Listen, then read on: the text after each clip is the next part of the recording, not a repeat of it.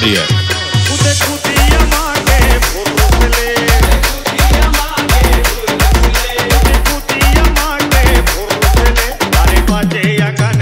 अजंता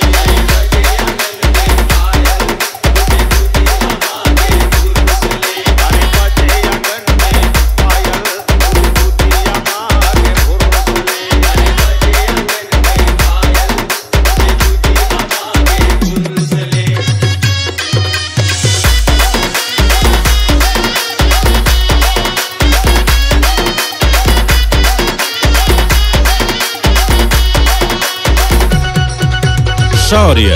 अरे मन की बात सुनो मेरी रानी, आज सब है एक समान।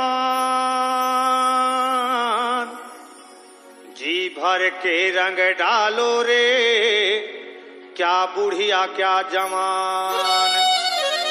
गुदगुदिया माँ के पुरुष ले, गुदगुदिया माँ के पुरुष ले, गुदगुदिया माँ के पुरुष ले। अरे बजे अगन में अजंता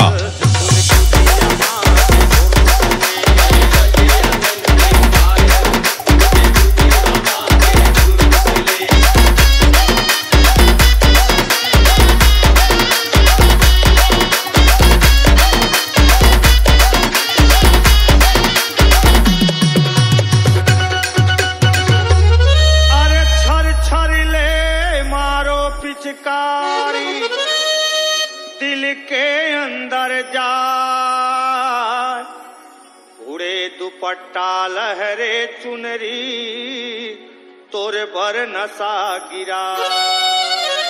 गुदगुदिया माँ के पुरुष ले, गुदगुदिया माँ के पुरुष ले, गुदगुदिया माँ के पुरुष ले। अरे बजे अगन में पायल, गुदगुदिया माँ के पुरुष ले, बजे अगन में पायल, गुदगुदिया माँ के पुरुष ले। अरे बजे अगन में पायल, गुदगुदिया माँ के पुरुष ले, अरे बजे अगन में पायल, गुदगुदिया माँ के पुरुष ले।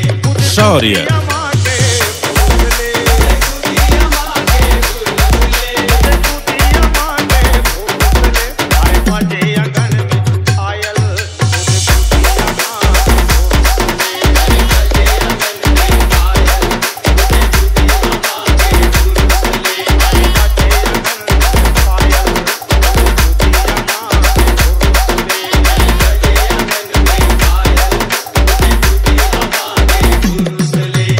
अजंता